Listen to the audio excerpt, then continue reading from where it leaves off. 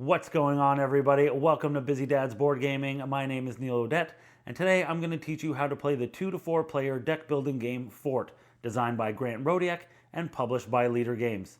So let's dive in and learn how to play.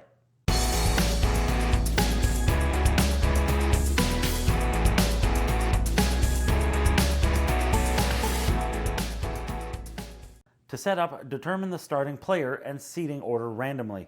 I'm setting up for a 2-player game, so obviously the seating order is not relevant for this. Give the first player card to the starting player. Collect the 30 pizza and toys tokens and place them in a general supply where they can be reached by all players. Each player takes a player board, along with their 2 best friends that you can find listed on the back of the player board, and the score marker and fort level marker in the color of your chosen board. All unused boards, best friend cards, and markers can be returned to the box. Place the victory track nearby, and each player can then put their scoring marker on the 0 space of the track. You can see here on your player board your fort level track. You can go ahead and place your fort level marker on the 0 space of that track. Place the macaroni sculpture next to the victory track, and take the 11 made-up rules cards with this back and deal them into a face-down stack equal to the number of players plus 1. So in the case of this 2-player game, 3. Shuffle the 9 perk cards with this back and deal them into a face-up row equal to the number of players plus 1. You can return all unused perk cards and made-up rules to the box. Shuffle the 60 kids cards into a face-down deck, placing it near the victory track. Deal 3 kids cards from the park deck to the park underneath the victory track, making a face-up row. Each player then draws 8 kid cards from the park deck. However, if you prefer more advanced rules, you can instead choose to draft your kid cards. Draw 8 like before from the park deck, and then simultaneously each player looks at their cards, not including their best friends, and keeps 1 card of their choice face down in front of them. Once every player has chosen a card, each player passes the remainder of the cards to the player to the left. You do this 8 times in total, keeping 1 card each pass, until players have 8 cards. Each player then shuffles their 8 kid cards with their 2 best friend cards to form their face-down deck. Lastly, each player will draw 5 kids cards from their own deck. And that's it. That's the setup. In Fort, players will be taking turns around the table, each completing a series of 5 phases in order. First, you'll clean up any cards still remaining in your yard from last turn. Then you'll play friends from your hand to perform new actions. Next, you'll call on new friends in order to join you. And finally, you'll discard any unused friends and draw a new hand of 5 cards. The end of the game can be triggered in one of 3 ways. First, any player has 25 or more victory points on the victory track, any player reaches fort level 5, or the park deck is empty. Now let's take a closer look how that's all going to play out. In phase 1, you'll clean up. To do so, discard all the cards in your yard, placing them face up to your discard pile. Since you only play cards to your yard in phase 4, this phase will be skipped for the first player's first turn. Next, in phase 2, you'll play cards from your hand. But before we go any further, I'll touch on the cards themselves and any actions or modifiers you'll come across as you play. First, we have suits. There are 6 suits in total in the game: skateboard, shovel, glue, squirt gun, crown, and book. There's also a coin suit that you can use to be treated as any suit. We then have public actions on the top of cards and private actions just below those. Then there are nicknames, and if the card happens to be a best friend, you'll also see a star next to their name. Next, we have actions. There are several actions in the game, but I'll just cover a few and leave the rest for you to discover on your own. This symbol allows you to add a toy to your stuff, while this one allows you to add pizza. You can only hold 4 stuff at a time on your player board, so keep that in mind. This symbol allows you to add either a toy or pizza to your stuff. This backpack symbol allows you to move a resource of your choice from your stuff to your pack. allowing you more room in your stuff. However, you can only hold a number of stuff in your pack equal to your fort level plus 1. So in this case, 1. This backpack symbol with the hand underneath allows you to add a copy of your pack to your stuff. Whereas this symbol with the hand, backpack, and a frowny face next to it allows you to add a copy of a rival's backpack to your stuff. This is by no means a steal, it's just allowing you to add a copy. This symbol with the card and tree means that you can add a card from your hand to your lookout. Much like your backpack, your lookout can hold as many cards equal to the level of your fort plus 1. Lastly, one of the more important symbols is this one. This allows you to pay the resources required to increase the level of your fort. The amount of resources required are shown on your player board and are nestled in between your current fort level and the level you would advance to. So 2 of any resources to go from 0 to 1, 1 toy, 1 pizza, and 1 of any resource to go from 1 to 2, and so on. Those are just a few of the actions that you'll be able to perform, and if you're ever confused, page 12, 13, and 14 explain them all in detail. There are also 4 handy-dandy reference cards, 1 for each player. You'll also find modifiers on cards. These are shown by either an X or an arrow. The X means per. So in the case of this card, it's telling you to do the action on the left per the amount of symbols on the right. That is called improving an action, which I'll talk about in a second. The arrow means then. So in the case of this card, it's telling me to advance the level of my fort, paying its cost of course, then score 2 victory points. Now when you play a card from your hand, this is referred to as the played card. You'll perform actions found on the played card. However, if you cannot or choose not to play a card, you may skip this phase and continue to the recruit phase.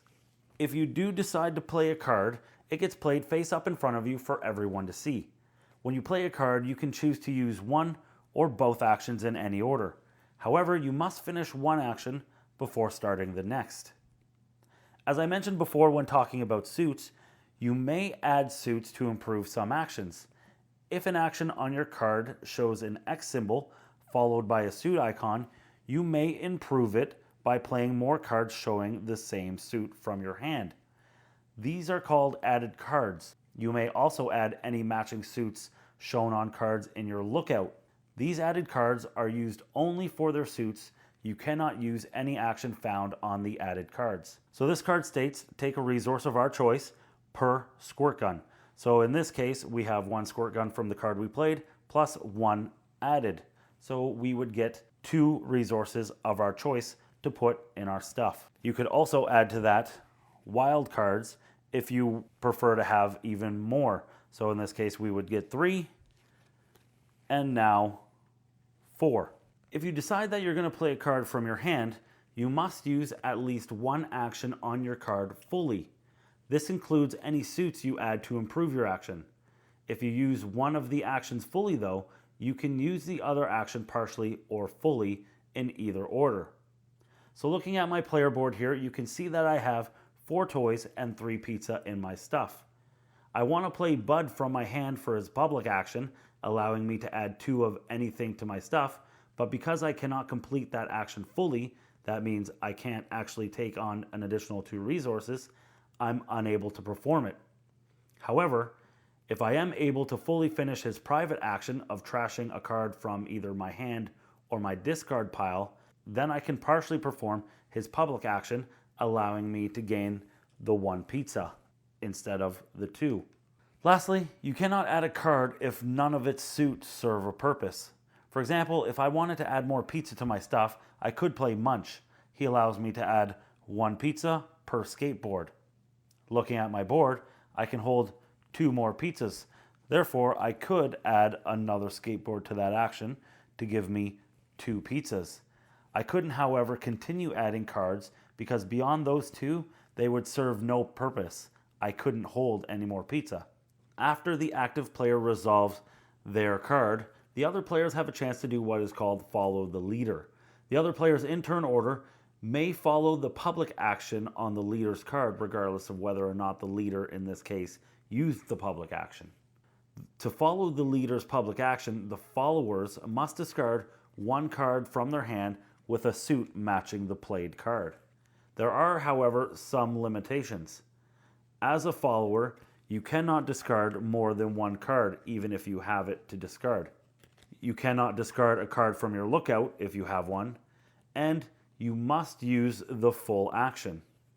In situations where the leader may have played a card with a coin suit, meaning it's basically wild, the leader would declare its suit, which is the suit the followers must discard to follow. If the leader gathered a choice of toys or pizza, you must gather the chosen resource as well.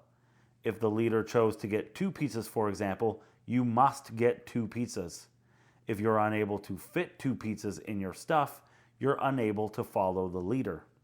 Lastly, you may follow the leader by discarding a card with multiple suits, as long as at least one suit matches the leader's played card. So in this instance, the wild coin could be used to match the skateboard. If it has 2 matching suits, count both if the action shows an X symbol followed by the suit. In Phase 3, Recruit, it's time to make some new friends. You must recruit one card, placing it in your discard pile. You may recruit in one of the 3 following ways. You can take any card from the park, after which you immediately draw a new card from the park deck to replace it. You can take any card from a player's yard. They do not draw a new card. Or you can draw a card directly from the park deck. Again, whatever you do, just remember that the card goes directly into your discard pile. Next, in Phase 4, you'll discard all of your played cards, added cards, and any best friend cards left in your hand into your own discard pile. So my played card and my added card will go to my discard pile. I have Bud currently in my hand, who is my best friend. That will also go to the discard pile. Then, place any cards left in your hand into your yard, face up, facing away from you. Your rivals may recruit them until the cleanup phase of your next turn. In Phase 5, you'll draw 5 new cards from your deck. If you cannot draw cards from your deck because your deck is empty, shuffle your discard pile to form a new deck and continue drawing. Before we talk about the end game and scoring, I want to quickly talk about your fort and its level. Each player, as mentioned, has a fort, which starts at level 0. You can increase your fort level by 1 with the advanced fort action, spending the resources listed between your current level and the next. At level 0, your lookout can hold up to 1 card and your pack can hold up to 1 resource. Each level lets you hold 1 more card in your lookout and 1 more resource in your pack. When you reach level 1, you privately choose a made-up rule from the central stack and put it in front of you face down. When you reach level 2, choose a perk card from the central row and put it in front of you face up. Some perk cards have persistent effects that you will have for the entire game, while other perks can only be used once per game. When you reach level 5, take the Macaroni Sculpture card unless another player already has it. This triggers the end of the game and it scores you an additional 4 victory points at the end. Now let's move on to the end of the game. As I mentioned before, the end of the game triggers in any one of these 3 ways. Any player has 25 or more victory points on the victory track, any player reaches fort level 5, or the park deck is empty. When the end of the game triggers, the leader finishes their turn, then the players finish the current round of turns so that all players have taken the same number of turns. At the end of the round, each player reveals their made-up rule and adds up their victory points from the following: the victory track, the fort level, their made-up rule, as well as their macaroni sculpture. The player with the most victory points is the winner. If there is a tie, the tied player with the highest fort level wins. If still tied, the tied players share the victory. And there you have it. That is how you play Fort. If you have any comments, concerns, questions, or you'd like to suggest a game for my next video, feel free to leave it in the comments section below. You can find me on Instagram, Twitter, as well as Facebook, also in the description below. But until next time, thanks for watching and happy gaming.